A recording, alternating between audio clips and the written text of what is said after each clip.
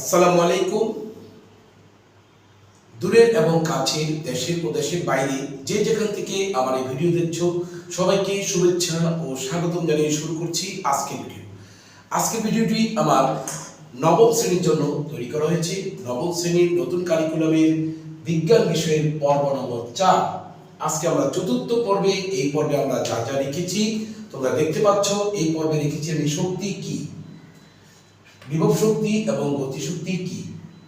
গতিশক্তি half m V square, এই টপিকসটা আমরা প্রমাণ করব। সূত্রটা শক্তির সংরক্ষণশীলতার নীতি কি তোমরা ভালোভাবে বুঝতে পারবে। শক্তি হলের যে সংরক্ষণ থাকে সেটা একটা নীতি আছে, সেটা আমরা ব্যাখ্যা করব এবং বাস্তবে এই প্রয়োগ আমরা বিভিন্ন চিত্র এবং বিভিন্ন প্রজেক্টের মাধ্যমে আমরা তোমাদেরকে এটা কি দেখাবো, কিভাবে শক্তি সংরক্ষণ থাকে আমরা এই ভিডিওতে দেখাবো। ভিডিওটি একটু বড় হবে, অধৈর্য হবে না। আমি ভিডিওটি যদি ছোট করতে যাই তাহলে তোমরা কিছুই বুঝবে না, তাই ভিডিওটি একটু লম্বা হবে। সুতরাং স্কিপ না করে সম্পূর্ণ ভিডিওটি তোমরা যদি না টেনে দেখো তাহলে অবশ্যই বুঝতে পারবে। আর এই টপিকসটা হচ্ছে এই অধ্যায়ের সবচেয়ে গুরুত্বপূর্ণ টপিকস। এর পূর্বে আমরা শিখেছি নিউটনের গতিসূত্র, নিউটনের মহাকর্ষ সূত্র, চাপ, প্লবতা এসবের উপর পড়েছি, কিন্তু আজকে আমরা শিখব শক্তি এবং শক্তি সংরক্ষণশীলতার নীতি।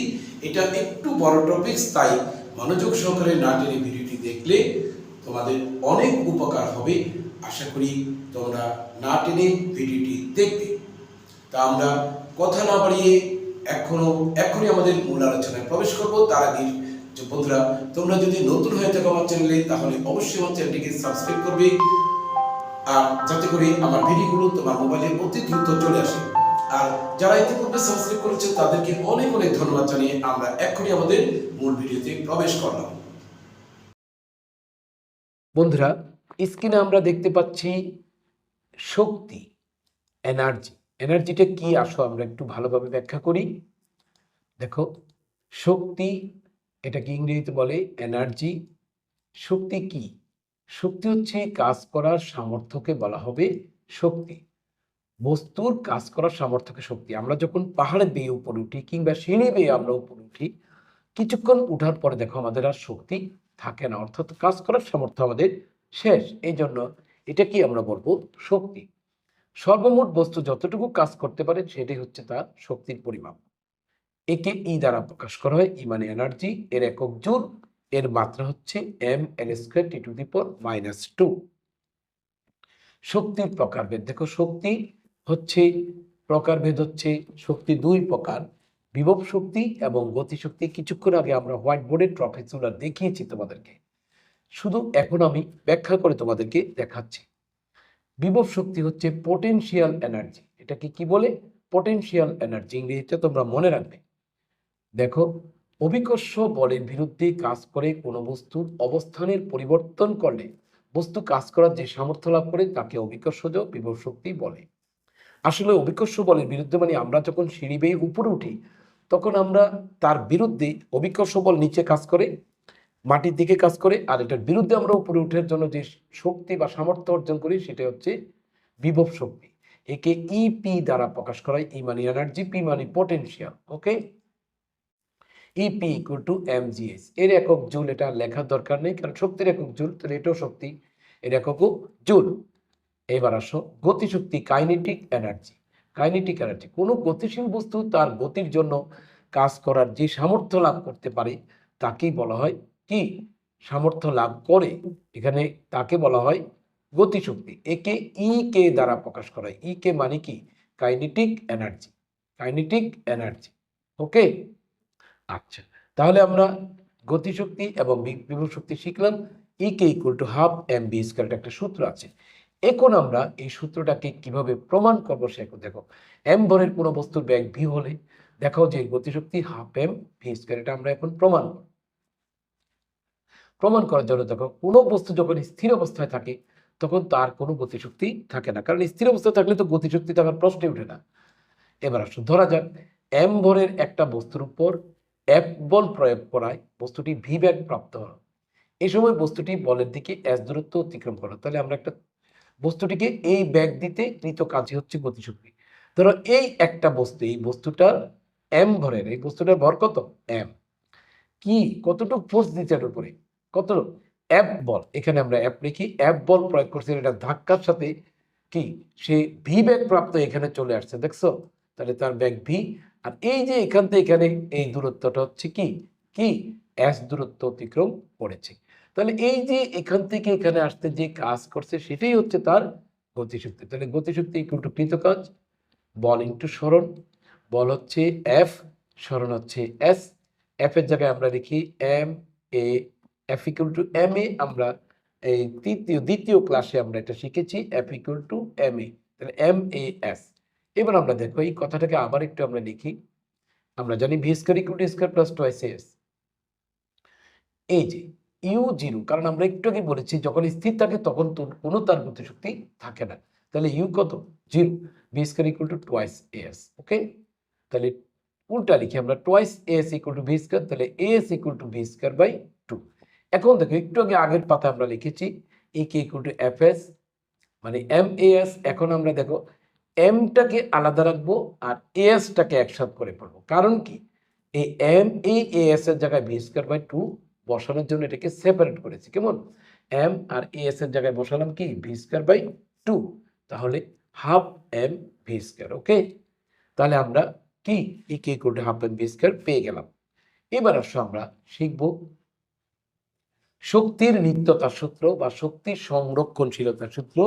ওই যে হোয়াইট বোর্ডে আমরা যে 4 নম্বর টপিক্সটা দেখিয়েছি সেই টপিক্সটা হচ্ছে শক্তির সংরক্ষণশীলতা নীতি। এই কথাটার অর্থটা কি আমরা তা বোঝার জন্য প্রথমে তোমাদেরকে অনেক সুন্দর সুন্দর পৃথিবীর সবচেয়ে বড় বড় কয়েকটি টাওয়ার তোমাদেরকে আমি দেখাচ্ছি। প্রথমে একটা টাওয়ার তোমরা দেখো, এই টাওয়ারটা হচ্ছে বুর্জ খলিফা দুবাই 830। দুবাইয়ে এই টাওয়ারটা আছে সমুদ্রের মাঝে, এটা অনেক সুন্দর, 830 মিটার হচ্ছে এটার উচ্চতা। এই টাওয়ারগুলো থেকে যদি আমরা কোনো কিছু ফেলে দেই তাহলে যেখানে যাবে শক্তি একই থাকবে। এই টাওয়ারগুলো আগে আমরা দেখে নেই একটু। এটা হচ্ছে ডায়মন্ড টাওয়ার জেদ্দা, সৌদি আরব। ঠিক আছে, সবগুলোর উচ্চতা আমি লিখছি না, একটার উচ্চতা দেখালাম। এবার আসো ভারতের একটা আমরা দেখি, ভারতের এই যে একটা বিশাল টাওয়ার দেখছো, এটা ভারতের টাওয়ার। আর এখানে আমি একটা টাওয়ার তোমাদেরকে দেখাবো, দেখো তোমরা অবিশ্বাস্য হলো, এটা বাংলাদেশের চট্টগ্রামের একটা টাওয়ার তোমাদেরকে দেখালাম। চট্টগ্রাম আগ্রাবাদে আছে এই টাওয়ারটা। যা হোক এটা 21 তলা ভবন, তোমরা ইচ্ছে করলে গণে নিতে পারো, কেমন। তাহলে দেখো এই টাওয়ারগুলো আমরা কেন দেখিয়েছি জানো, এই টাওয়ারগুলো থেকে যদি আমরা কোনো কিছু ফেলে দিই, দেখো এই যে এই টাওয়ারটা দিয়ে আমি বুঝাচ্ছি তোমাদেরকে শক্তির সংরক্ষণশীলতা নীতিটা কি। দেখো এখানে দেখো আমি কতগুলো দাগ দিয়েছি, টাওয়ারকে ভাগ করেছি। মনে করো এ ছাদে, ছাদে তুমি আছো, বি এই তলায় আমি আছি, সি এই তলায় তোমার এক বন্ধু আছে, এই তলায় তোমার আরেকজন শিক্ষক আছে নিচে। এই 4টা অবস্থানে আমরা শক্তি গণনা করব, কেমন। এই বলটাকে যদি আমরা এখান থেকে ছেড়ে দিই, দেখো এই যে বলটাকে যদি ছেড়ে দিই সে ভূমিতে পড়ে যাবে, কিন্তু পড়ার সময় এখানে তার শক্তি যা থাকবে এখানেও তার শক্তি তা থাকবে, এখানেও তার শক্তি তা থাকবে, এখানেও শক্তি তা থাকবে, অর্থাৎ যতটা বিন্দু আমরা দেখবো সব জায়গায় শক্তিটা কি থাকবে একই থাকবে। এটাই হচ্ছে শক্তি সংরক্ষণশীলতা নীতি। তো আমরা একটু নীতিটা লিখি, দেখো লিখে দিচ্ছি আমি। শক্তির ধ্বংস নেই, সৃষ্টি নেই, অর্থাৎ ছাদে যা ছিল ভূমিতেও তা, মাঝখানেও তার, কোথাও কোনো শক্তি ধ্বংস হয় না, সৃষ্টি হয় না। শক্তি কেবলমাত্র এক রূপ থেকে আরেক রূপে রূপান্তরিত হতে পারে মাত্র। পৃথিবীতে মোট শক্তির পরিমাণ হচ্ছে ধ্রুব, অর্থাৎ শক্তিটার ক্ষয় নেই, সৃষ্টি নেই, যা আছে তাই। এবারে আসলে এটাকে আমরা সরিয়ে দিচ্ছি। এবার আমরা ওই যে ভবনটা দেখো, সেই ভবনটা তখন কিন্তু আমরা কি 100 মিটার, আসলে ভবনটা ছিল তখন এত বড় ছিল না, আমরা এখন 100 মিটার দিয়ে ভবনটাকে দেখাচ্ছি। দেখো এই যে এটার ভর 12 কেজি। এখন দেখো এটা ছাদ, আর এই বিল্ডিং এর ছাদের উপর দিলাম আমরা মনে করো আরেকটা বিন্দু দিলাম বি, আর ভূমিতে একটা বিন্দু দিলাম সি। তাহলে দেখো টোটাল ভবনটা হচ্ছে মনে করো আমাদের 100 মিটার, কেমন 100 মিটার। আর এই নিচের অংশটা হচ্ছে 30 মিটার, তাহলে উপরের অংশটা নিশ্চয়ই 70 মিটার, কেমন। এইখানে আমরা দেখাবো যে শক্তি সংরক্ষণশীলতা নীতি এই বিভিন্ন অবস্থানে মেনে চলে কিনা আমরা এখন দেখব। এই বিন্দুতে শক্তি সংরক্ষণ কত শক্তি আছে, বি বিন্দুতে কত শক্তি আছে, সি বিন্দুতে কত শক্তি আছে, আমরা প্রত্যেকটা বিন্দুতে শক্তি মেপে দেখবো। কেমন? আসো আমরা এই বিন্দু দিয়ে শুরু করি। দেখো দেখো যে এ বি সি প্রতিটি বিন্দুতে শক্তি সংরক্ষণশীলতা নীতি মেনে চলে সব জায়গায়। শুধু শুধু এ বি সি না, এখানে যাও, এখানে যাও, এখানে যাও, এখানে যাও, এখানে যাও, এই জায়গায় যাও, এইখানে যাও, সব জায়গায় তোমার শক্তি একই থাকবে। এটাই হচ্ছে সংরক্ষণশীলতা নীতি। ওকে, এবার আসো আমরা এটাকে বড় ভবন দিয়ে দেখাতে গেলে আমাদের এখানে জায়গা থাকে না, তাই আমরা ভবনটাকে এখন রেখা দিয়ে দেখালাম। কেমন? 12 কেজি 100 মিটার, এটা 30 মিটার, এটা এ, এটা বি, এটা সি, এটা ভূমি। কেমন? আচ্ছা, মনে করি এই বিন্দুর ক্ষেত্রে দেখো আদিবেগ ইউ ছিল তার 0, আর বস্তুর ভর এম হচ্ছে 12 কেজি, অভিকর্ষিত ত্বরণ জি হচ্ছে 9.8 metre per second square fixed, আর 12 কেজি যে লেখা আছে ইউ 0। এই বিন্দুতে দেখো ইউ বস্তুটা স্থির ছিল, আর অভিকর্ষণ জি 9.8, উচ্চতা এইচ হচ্ছে 100 মিটার। উচ্চতা এইচ কত? 100 মিটার। এই যে পুরাটা 100 মিটার। কেমন? আর দূরত্ব এস হচ্ছে 0 মিটার, কারণ এই বিন্দুতে এখনো কোনো দূরত্ব সে পার হয়নি, তাই তার উচ্চ দূরত্ব কত? 0। ওকে, এবার আসো এই বিন্দুতে মোট শক্তি হচ্ছে বিভব শক্তি প্লাস গতিশক্তি ইপি প্লাস ইকে। এই কথাটাকে আমরা পরের পাতায় লিখে দিই। দেখো ইউ 0, M12, এগুলো একটু আগের কথাগুলো আমরা লিখে নিলাম। কেমন? আগের পৃষ্ঠাগুলো এখানে না লিখলে আমি কি বসাচ্ছি বুঝতে পারবা না তোমরা। এই বিন্দুতে মোট শক্তি দেখো বিভব শক্তি প্লাস গতিশক্তি। বিভব শক্তি হচ্ছে mg ইপি, আর গতিশক্তি হচ্ছে ইকে। আমরা একটু আগে প্রথমে দেখাইছি বিভব শক্তি হচ্ছে mgs, ইকে হচ্ছে হাফ এম বি স্কোয়ার। এখন mgs ঠিক থাকবে, হাফ এম ঠিক থাকবে, আর বি স্কোয়ারের জায়গায় আমরা লিখবো u square plus twice g s. ঠিক আছে? ইউ স্কোয়ার, কারণ আমরা শিখেছি v square equal to u square plus twice s, কিন্তু এখানে জি কাজ করছে জন্য জিএস। কেমন? তাহলে দেখো তো, এবার আমরা মান বসাই। এম এর মান 12, জি এর মান 9.8, এস এর মান 100, যেটা বসাইলাম। দেখছো?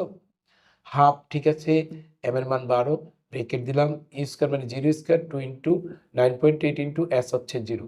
তাহলে এত কি জুল, এত জুল। এখানে একটু জুল লিখতে হবে তোমাদেরকে। তো এটা গুণ করলে হচ্ছে 11,760, আর এটা দেখো এটা গুণ করলে 0, এটা 0, 0কে এটা দিয়ে গুণ করলে 0, এটা লেখার দরকার নেই। তাহলে 11,760 জুল হচ্ছে টোটাল কি আমাদের, এই টোটাল হচ্ছে আমাদের কি এই বিন্দুতে মোট শক্তি হচ্ছে 11,760 জুল। এবার চলে আসো আমরা বি বিন্দুতে চলে যাই। বি বিন্দুর ক্ষেত্রে আবার এই কথাগুলো আমরা লিখে নিলাম। দেখো বি বিন্দুটা কিন্তু এখানে আছে, 30 মিটার উপরে আছে। তাহলে ইউ 0, M12 কেজি, জি 9.8, এই তিনটার কোনো চেঞ্জ নাই। এস কিন্তু 30 মিটার, এখন ভূমি থেকে সে 30 মিটার উপরে আছে, আর এস আছে এ থেকে সে নেমে বিতে আসছে, তাহলে বাকি 70 মিটার হচ্ছে এস। তাহলে আমাদের শুধু এই দুটা চেঞ্জ হবে। কেমন? তাহলে আসো বি বিন্দুতে বস্তুটির মোট শক্তি হচ্ছে বিভব শক্তি প্লাস গতিশক্তি EP plus EK MGS plus half m v square, mgs plus half m equal to square plus twice g, সেই যেটা ভাগ, এটা আগের মতো। এখন শুধু আমি মান বসাবো। দেখো এম এর মান 12, জি এর মান 9.8, এস এর মান হচ্ছে 30, আগে ছিল কিন্তু 0। কেমন? আগে ছিল 100, এখন 30, half into 12 into 0 square 2 into 9.8 into 70, এখানে ছিল 0।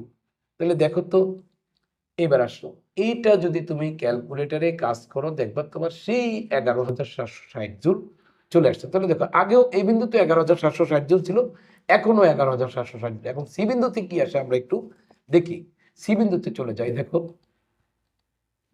সি বিন্দুতে আমি মানগুলো লিখলাম, ইউ এম জি এই তিনটা ঠিক। H0 দেখো সি বিন্দুতে কোনো উচ্চতা নাই, ভূমিতেই সে আছে, এখন একটু উপরে উঠে আসে H0, কিন্তু এ এখান থেকে সে 100 মিটার নেমে আসছে। দেখছো? এস হচ্ছে 100 মিটার। তাহলে সি বিন্দুতে মোট শক্তি হচ্ছে বিভব শক্তি গতিশক্তি সব লিখলাম, মানগুলো বসাও। এবার এম এর মান 12, দেখো জি এর মান 9.8, এস এর মান হচ্ছে 0, এই যে এস এর মান 0, হাফ ইন্টু এম এর মান 12, u square 0 square 2 into 9.8 into s এর মান হচ্ছে 100। এখন দেখো এটা পুরোটাই 0 হয়ে যায়, আর এইটা শুধু এখানে 6কে এগুলা দিয়ে গুণ করলে দেখবা 11,760 জুল চলে আসছে। সেই আমরা দেখো প্রত্যেকটা স্থানে কিন্তু আমরা এ বি সি সব জায়গায় কিন্তু 11,760 জন পেয়েছি। অর্থাৎ শক্তি কোথাও কোনো ক্ষয় নাই, কোথাও কোনো ধ্বংস নাই। অর্থাৎ শক্তি কি আমরা লিখতে পারি যে এ বি সি প্রত্যেকটা বিন্দুতে বস্তুটি বিভব শক্তি গতিশক্তি সমষ্টি সমান। অর্থাৎ প্রতিটি বিন্দুতে শক্তির সংরক্ষণশীলতা নীতি মেনে চলেছে। ওকে, আমরা এটাকে প্রমাণ করে দেখালাম যে শক্তির কখনো ক্ষয় নাই, শক্তির কখনো সৃষ্টি নাই, ধ্বংস নাই। শক্তি যেমন আছে তেমনই থাকবে। অবিনশ্বর পৃথিবীতে যা আছে শুধু একটা শক্তি আরেকটা শক্তিতে রূপান্তরিত হয়, এইটুকুই যথেষ্ট। কিন্তু শক্তি যেখানে যাবে সব জায়গায় কি থাকবে, সমান থাকবে। এটাই হচ্ছে শক্তি সংরক্ষণশীলতা নীতি। তো বন্ধুরা, আশা করি তোমরা মনোযোগ সহকারে সম্পূর্ণ ক্লাসটুকু দেখেছো। যদি না বুঝে থাকো পুনরায় দেখো, বারবার যদি একটি ক্লাস দেখতে থাকো তাহলে অবশ্যই অবশ্যই তোমরা এটা অর্জন করতে পারবে। আমি আশা করি তোমরা অর্জন করতে পারবে। সবাই ভালো থাকো, সুস্থ থাকো, এই কামনায় আমি মাহবুবুর রশিদ পাটোয়ারি, সহকারী প্রধান শিক্ষক, জনতা উচ্চ বিদ্যালয়, চাঁদপুর সদর, চাঁদপুর থেকে আজকের মতো তোমাদের কাছ থেকে বিদায় নিচ্ছি। খোদা হাফেজ।